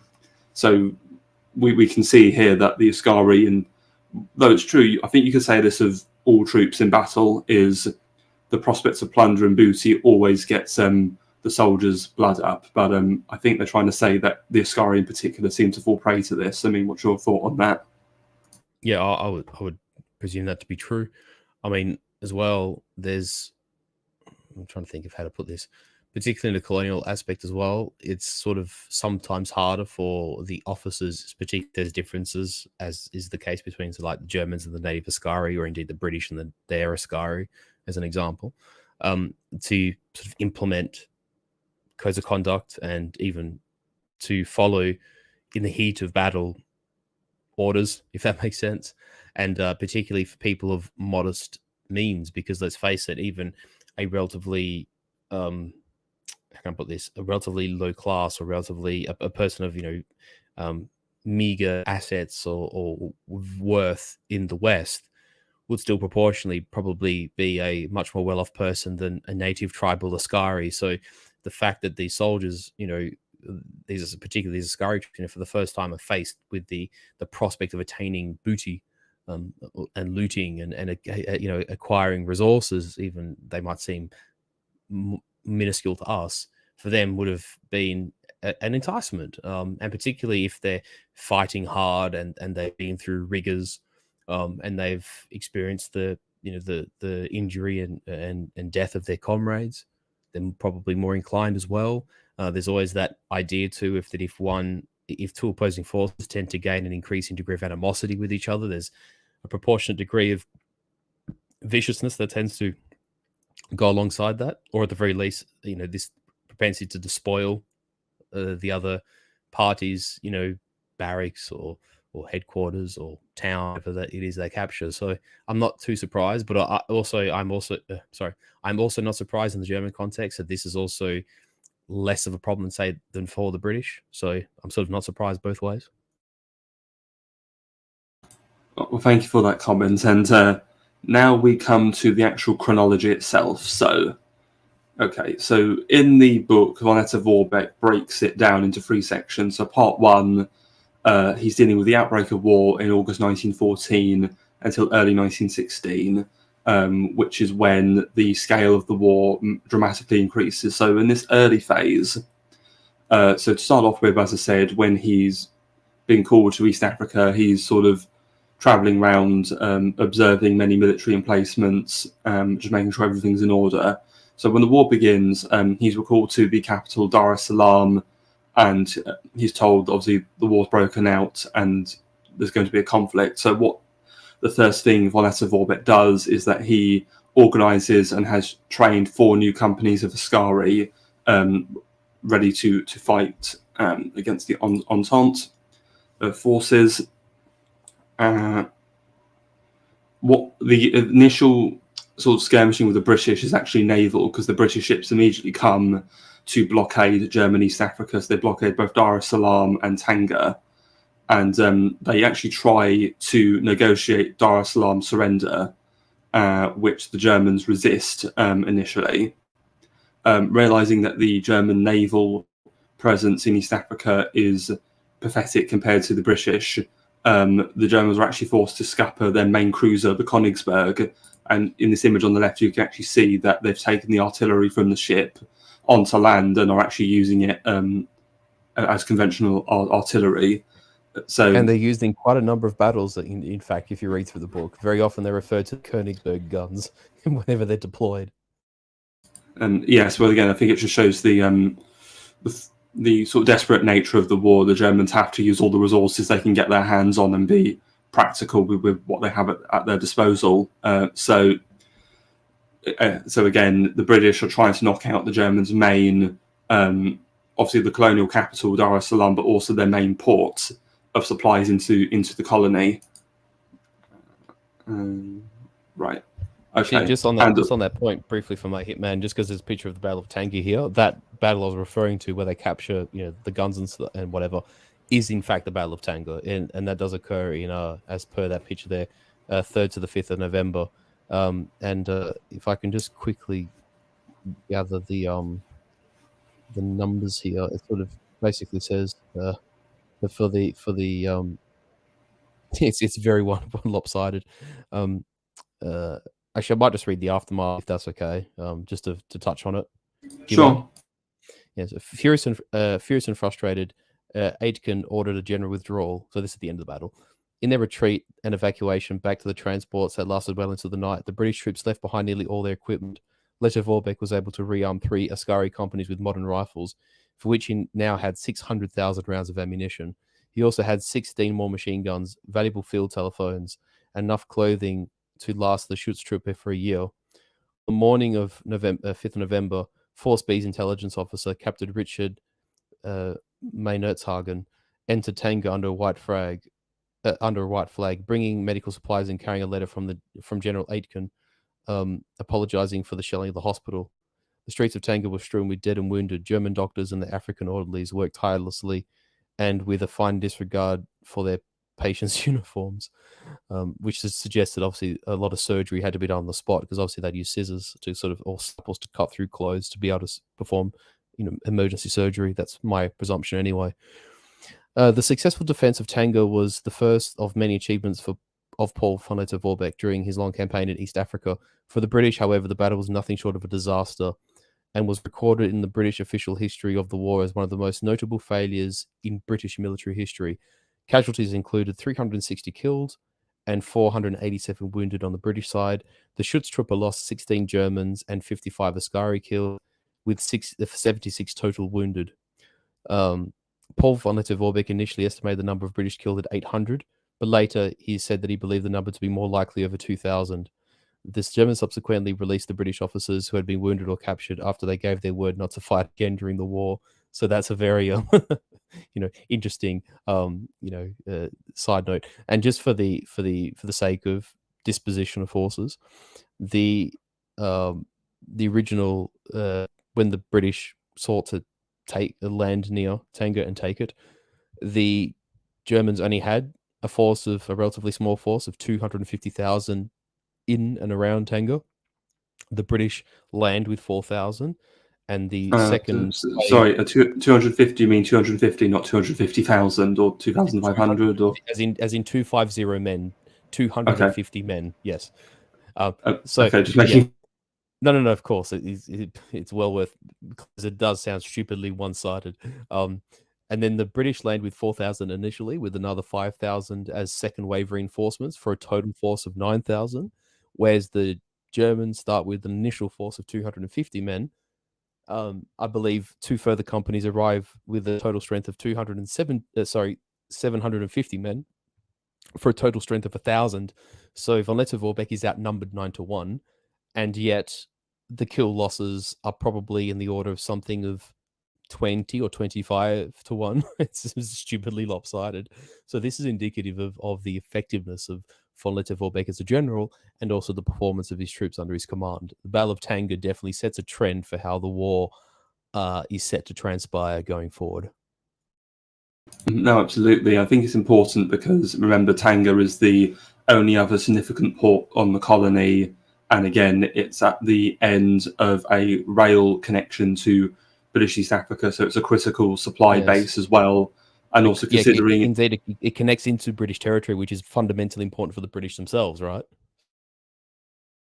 Yes, and also, because it's a town, I I think, and as we can see from the painting, there's a lot of trees there as well. So it's a very defensive position. It's a major town and supply hub with a lot of trees and cover. So if the Germans are on the defensive, it's probably less surprising that they inflicted such a humiliating defeat on the Entente forces.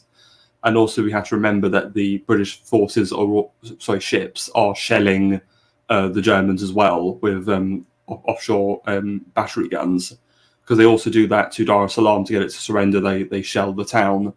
And speaking of shelling, something I forgot to go over earlier was one of the things von Lettow wants to do is eventually, due to increased Entente pressure, they have to abandon Tanga, and it is taken.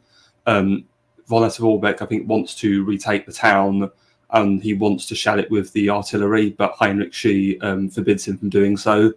I guess this is largely because obviously there's still German civilians in the town, which they don't want to kill. So, I mean, what's your thought on that, Marcus? Do you think Schie made the right decision, or do you think he was just inhibiting von Lettow ability to command an effective campaign?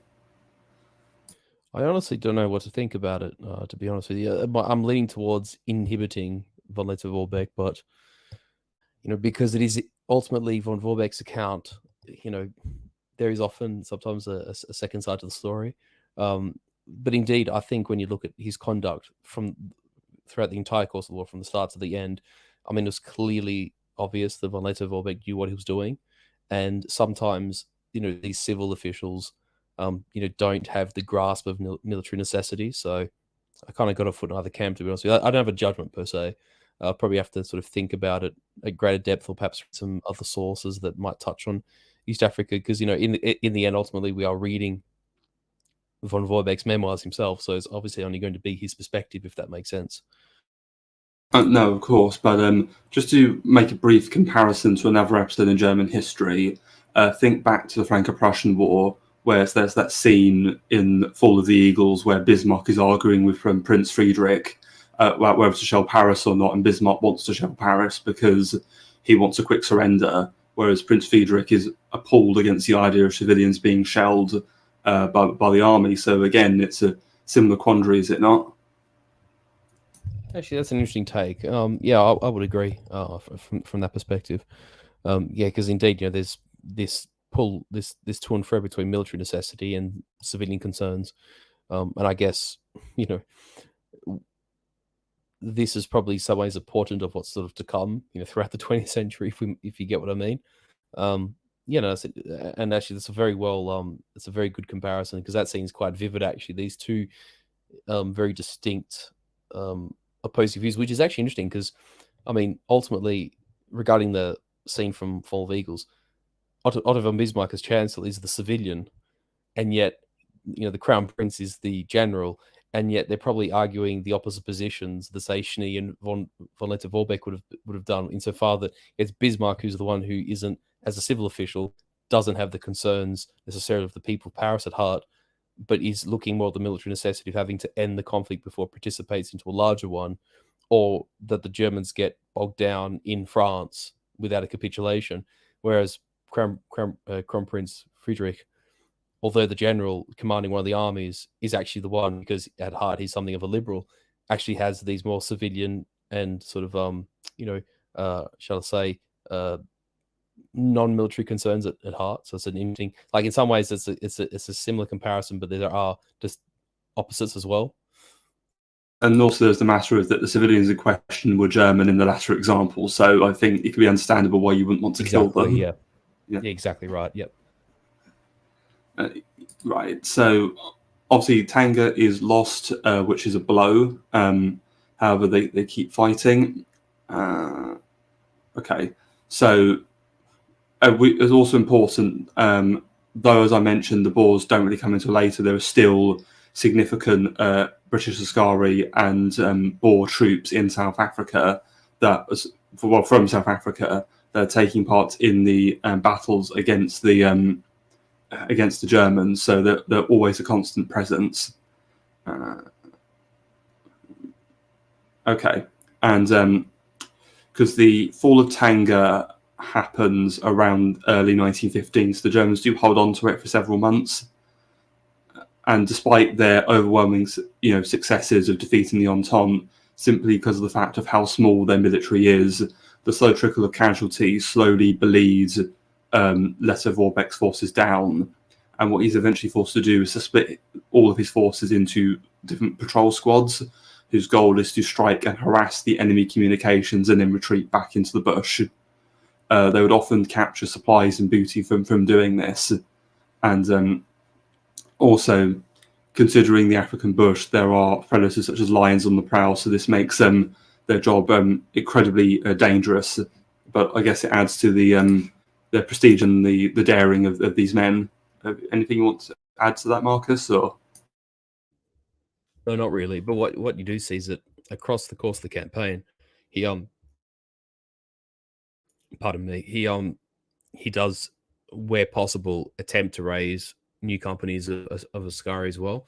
Like you said, there's those four was it companies or regiments? I couldn't remember what he said, but he raises those few companies at the very start of the war, just basically between his deployment to East Africa in January 14 and then from the outset of the war in August.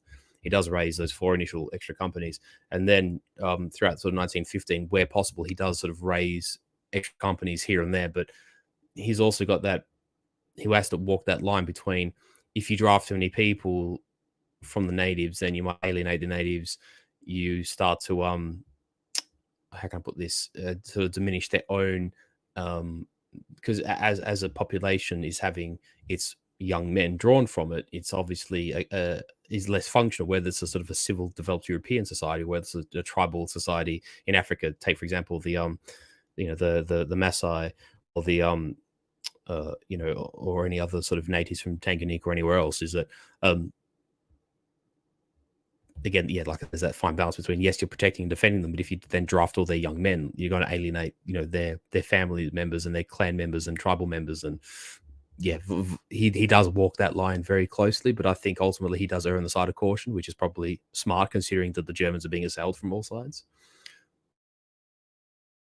So the other tribe I yes, think of was the Hadza, but yes, sorry, continue. Yes, yeah, but it's also important to remember, is despite the defensive battles of places like Tanga and Dar es Salaam, which are critical, and you understand why he doesn't want to lose them, what he also does with these patrol squads is launch attacks into British territory as well, because he wants to keep them pinned down in their own territory and not attacking the Germans, because the more they attack, the more the Germans can be worn down and then lose further positions. And also, what is critical, where I've mentioned the naval blockade, after a few months in, this starts to have a toll on the Germans, because they no longer can rely on imported trade goods. So they start have to manufacturing things locally, such as their clothes and their fuel. Also, the Entente presence heats up in 1915 because, as I think we mentioned before, Namibia, or German Southwest Africa, is conquered by General Bertha, and 15,000 Boer troops are then redeployed to East Africa, which massively ups the pressure on the Germans. The British also, in neighbouring Kenya, conscript many Maasai tribesmen into their own askari and are using them as well. Okay, so then, as all these new troops are coming in, Lettow Vorbeck makes a decision to start withdrawing from the north and going south towards that main railway, which we saw before, that runs through the middle of the colony, just trying to cover their retreat as they go. And to add even more to obviously the military superiority of the Entente in terms of the forces deployed and the naval superiority, but there's later on a aerial superiority as the British start to bring in airplanes to bomb the German position. So by early 1916, things are starting to look a lot worse for Lettow Vorbeck's strategic position. Anything you want to add to that, Marcus? Yeah, no, and it's actually interesting too that come sort of end of 1915 to 1916, there is this introduction of air power, or rather, the purposeful introduction of air power, what we might describe as military aviation. It's still very modest, and because even in Europe, it's not being used to its nth degree. Like at this point of World War One, you've had this slight transition from airplanes being used as spotting planes for artillery and for reconnaissance to they're sort of having machine guns bolted on them. and sometimes planes will interdict each other and sort of engage in one-to-one combat.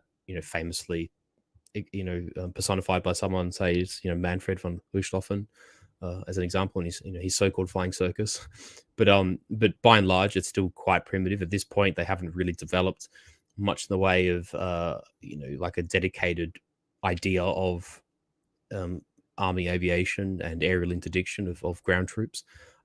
So again, it's not particularly sophisticated. As you move into, say, chapter 8 and chapter 9 of the book, where the allies the Entente are really starting to press into sort of Tanganyika and sort of basically do the opposite of what I said at the start. Rather than sort of these haphazard attacks that aren't coordinated, they're actually starting to attack with a greater sense of sort of unison and coordination.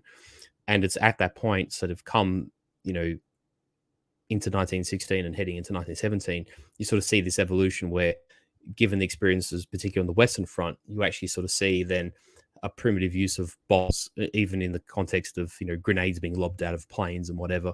The Allied usage of airplanes becomes a little more sophisticated throughout 1916, if that makes sense.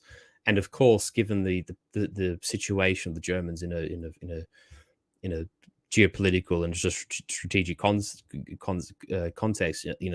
they can't get planes to the East African theatre, and if they had planes, they'd have no way of servicing them and repairing the fuselages and repairing and changing engines, which is fundamental for their operation in a theatre.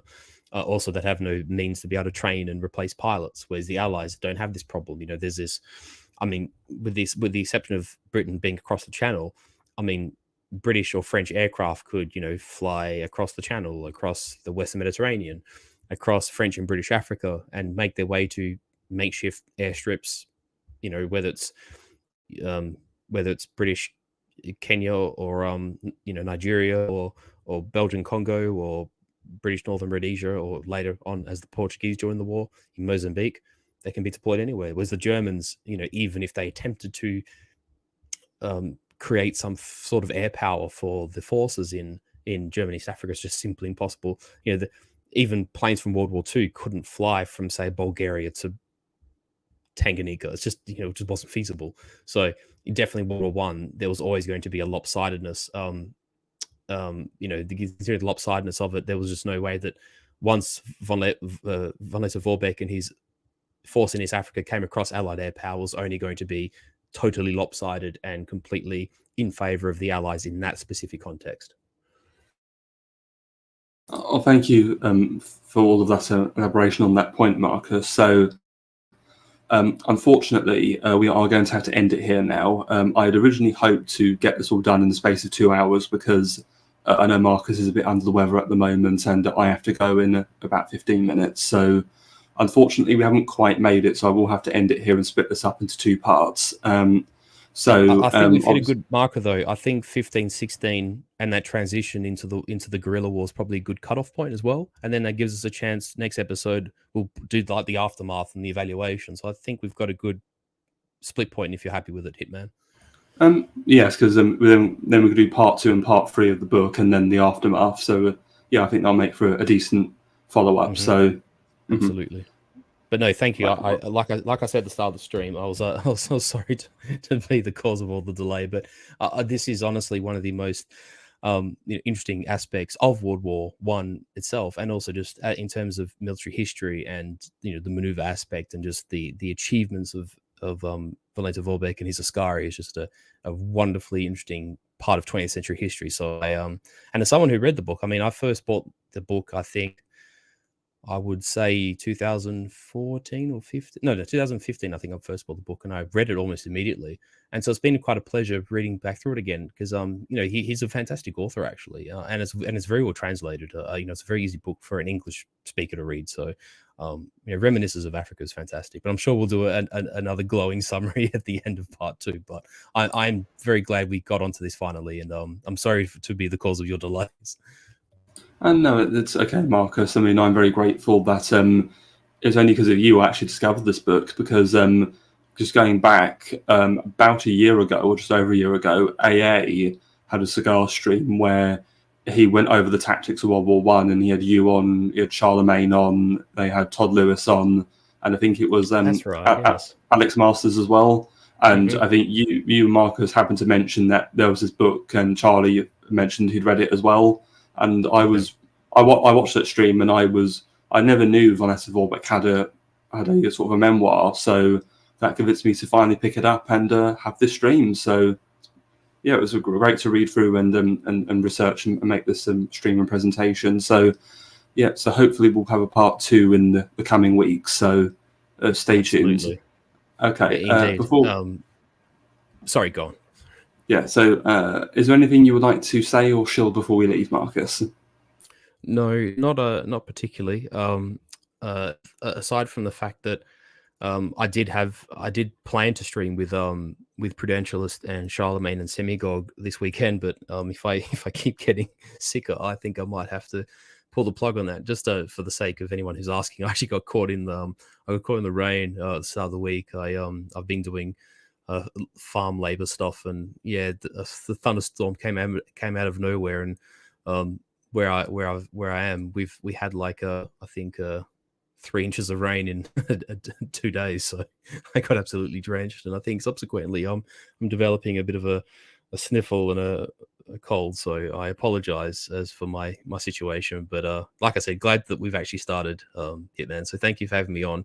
I'm glad you bought the book because again, it's one of those sort of non-well-known aspects of the World War and also modern history, and it makes for a very, very interesting slither of it. So good on you for doing the research, and I'm glad to be part of it. So I have you to thank for asking me on. It's been quite the delight.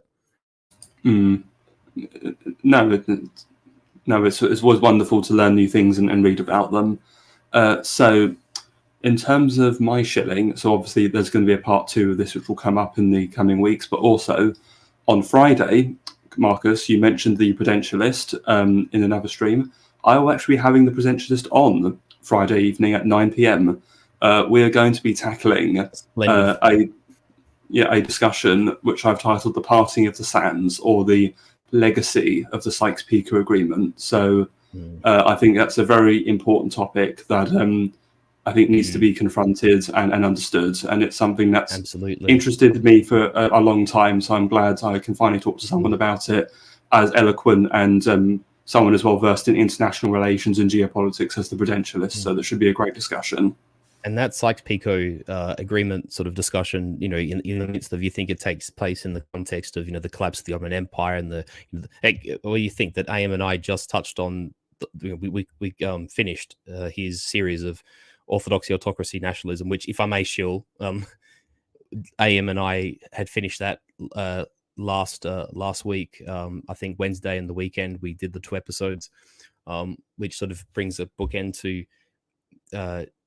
the sort of Greek and Russian Orthodox worlds from the Bronze Age to the end of World War 1923, thereabouts. And just on the Sykes-Picot thing, that does interplay with the Treaty of Sèvres and the failed implementation of that treaty, and then the revised Treaty of Lausanne. And, and then that also interplays with, say, like, the Balfour Agreement and, British definitions of territory in the areas that they take off the Ottoman Empire, and the involvement of T. Lawrence, and the fact that T. Lawrence dies soon after World War One, and the politics between Arabs and the Ottomans and Turks and everything. It's a very interesting time period. So that will be a good stream. I'm sad I'll be sick. I'll have to watch it. Well, Lawrence dies tragically in a motorcycle crash in 1934, so not quite after the war, but yeah, it was still tragic. He was 24. Okay, so 34. That's not so bad. Well, he was only 48, I think. So right. Still pretty dicey young. So especially considering his exploits. So absolutely. And again, just linking this back to AM's orthodoxy, autocracy, and nationality, and that stream, which are the false dawn of Greater Greece, in a way. With what I'm going to be discussing with the Prudentialist, you can almost say there was a false dawn of a Greater Arabia, but that's all I'll say on that topic. So yeah, like a so-called Arab Federation of sorts. Yeah, because I've always read that in conjunction that was one of the. But I believe T. Lawrence himself advocated for that, if I'm not mistaken, or something to that effect. Yes, but you'll have to wait for Friday's stream where I'll go all of that Yes. in incredibly spoil it, autistic everyone. detail. No, all good. I do look forward to that stream, Hitman. So yeah, definitely it'll be good to watch out for. But yes, everybody tune in for part 2 whenever this happens, and hopefully it's not too far away. Right. Yes. Well, thank you all for watching, and have a good day. Goodbye.